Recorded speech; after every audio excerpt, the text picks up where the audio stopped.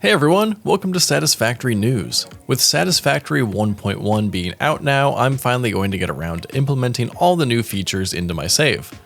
I've been making videos about 1.1, as you may have seen, but anything that you've seen in my videos has only been temporary or for illustration purposes. But now that the update has moved from experimental to the main branch of the game, I wanted to finally use these features for real. If you like this sort of Let's Play style of video, then please let me know. Or if it's not what you subscribed for and you don't want to see it, let me know that too. This is just a bit of an experiment and I'd love to know what you think. So first order of business, I can finally get rid of this crash site near my base. I'm really loving this new feature. Can't believe it wasn't around sooner. So I want to start with something small, and that's going to be playing around with the changes to railways. Apparently it's a bit easier now to build with railways, so let's see if that's true. I have this weird rail outside of my in-progress central base here, but it's a little wiggly as it goes down these rocky platforms, and I'd like to make it better. Oh, and also I'm showing off the new photo mode here. It's actually nighttime, but I'm upping the exposure, and it's a lot brighter without looking blown out. So I want to start by just rebuilding the rail as it was to see if it turns out any differently with the new changes. Apparently there's still some pretty weird snapping issues with the hologram though. I mean, what is this?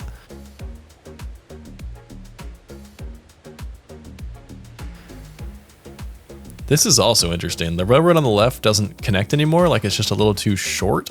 I wonder if that's because of the changes? I'm not sure. So let's extend out the concrete a little bit and just get something in place for now.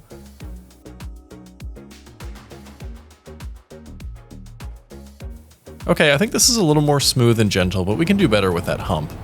First though, the humps on this bridge are bothering me quite a bit, so let's make that the same level as the platform for some consistency and just make this more of a permanent feature.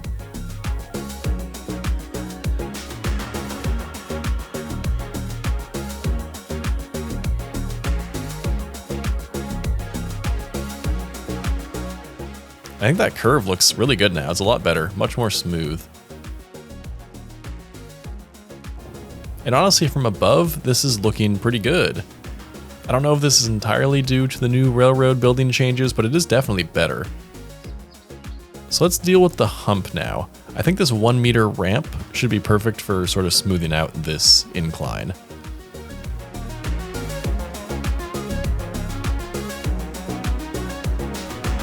Okay, that's not 100% perfect, but honestly that's smooth enough that I'm not really going to complain. So let's go ahead and decorate this pillar with some frames and make it look like it's actually supposed to be here.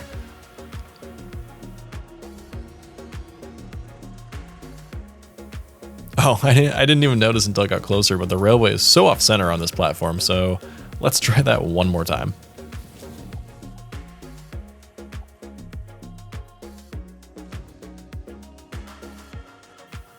Okay, much better. I think this is actually a huge improvement, but if you have a better idea for how to implement this train track in this area while still kind of working within the environment, I would actually love to hear your comments about it. So let's go unlock some of the new items, huh? I'm gonna go ahead and research the priority merger to start with. I have a place in mind for this that I'll be checking out a little bit later in the video. Priority merger unlocked. Useful for prioritizing between inputs to avoid eventual stoppage. If you have an issue with stoppage somewhere else, consult a physician instead. So now we can go into the awesome shop and let's start adding stuff to our cart. We're gonna get the wall holes, the throughput monitors, the shelves, the elevator, and of course all of the new beams and the ventilation fans kit. And buy all. So my grand plan for the ventilation fans is actually a little bit different than you might expect. I wanted to clean up the power towers in this region as well because they were just kind of randomly placed, and I wanted to make a floating platform down in the lake. So I actually started by trying to make something that looked kind of like a flotation device, like the sides of the water extractor, but that didn't really work, so I've opted for the fans, which I think actually make it look pretty good. It's kind of like a hovercraft, or like there's some machinery that's pumping water out of the system, but this damn beam keeps getting in the way. Anyways, I went ahead and turned that into a blueprint and slapped a couple down. Oh, I also want to see the new animations when destroying trees or plants. I've chopped down some trees, but I haven't sent one of these blue plants into the area, and it is in the way. Okay, that's pretty funny. I like that.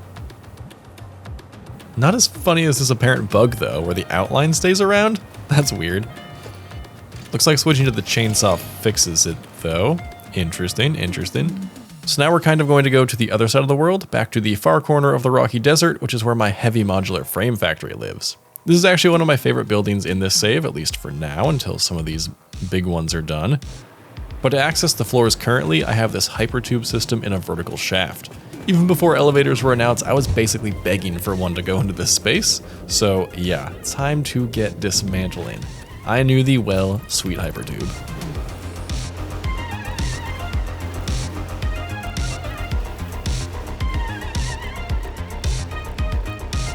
So with all of that junk out of the way, let's just get the elevator in here. I want the entrance to be facing the same way that the hypertubes were, and I'll just drag it all the way to the top. And rotate the entrance so that it's facing out towards the factory.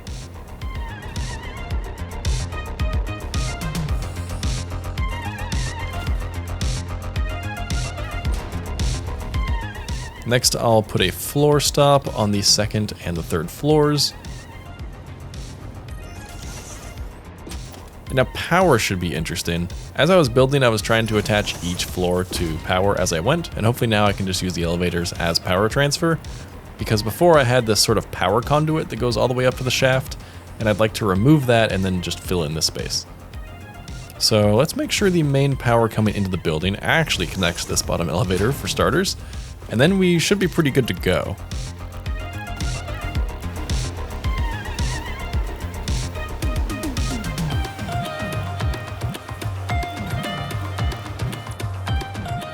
Quick sanity check on each floor to make sure everything has power. I think we're good. I see a lot of greens.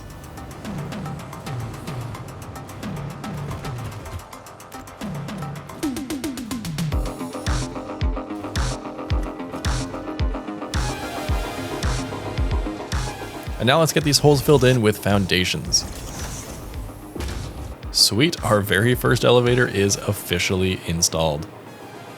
So here's where I want to try a priority merger. This is my main base, and it's a small processing facility that packages fuel for my central storage. I make fuel, and it creates polymer resin as a byproduct, which I turn into some residual plastic. That plastic then goes into making canisters, and then the fuel gets packaged into those canisters. I prefer this system to keep moving, even though it's not a big deal because it's just for my storage room. So I figured I would add the priority merger to make sure that the constructors take from the plastic made in this setup first, and then use excess plastic from my central storage as a backup. This is a pretty simple process. I just have to delete the current system and put a priority merger in place of the existing merger. I kind of had to mess around with the placements of stuff here, so fast forward through that. You don't need to watch all of my struggling. Okay, that looks good, and now I can just set the priority so that the plastic from the system is highest priority, and that should keep things flowing. And I can see now when plastic comes down from the refineries, the other belt pauses and allows it to flow through first. Perfect, that's exactly what I wanted. Now I don't really have a use case for vertical splitters right now, as much as I love them, but I think there's probably some places in the future where I'll be using them quite a bit. But let's see if maybe we can find a place for them now. I actually think that my desert base that I'm working on, it has a lot of verticality, and I bet I can probably find somewhere to put a vertical splitter there. So let's go take a look. So here we have this splitter that splits quick wire between a manufacturer and a constructor.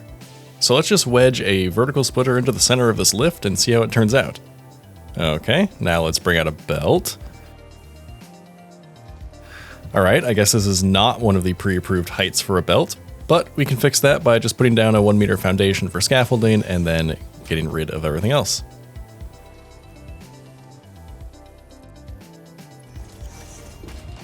That was a little janky, but it gets the job done.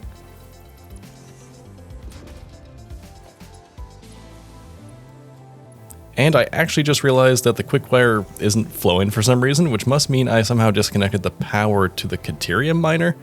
Clearly, I really need to refine my power lines and fix some stuff up. I don't know how this happened, but here we go. Doesn't have power. Let's just get that back online.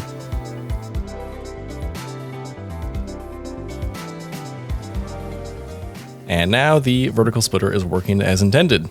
Woo!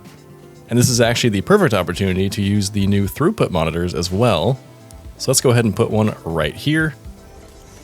This machine needs 25 per minute. So then we'll put one here as well, where I need 105. So obviously this is going to split evenly, and that's not how it needs to be in the long run, but as long as the total is at least 130, that's fine.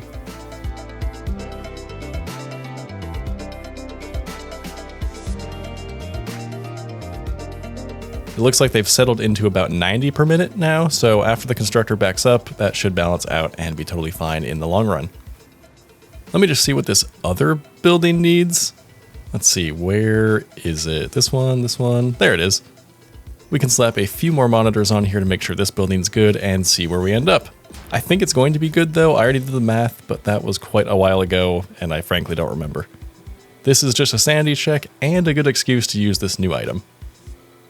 Okay, so about 350 per minute are flowing through here, and we need 340, so I think I counted right the first time, and this is good to go. So those have been my first steps into using the new features from 1.1 in my save. I usually keep it pretty simple, so it remains to be seen how extensively I'll be using these, but I can see myself designing future factories around items like the elevator, that's for sure. Let me know in the comments either how you're using some of these new items and features, or whether you enjoyed this type of video. Either way, thanks for watching, and I will see you in the next Satisfactory News video.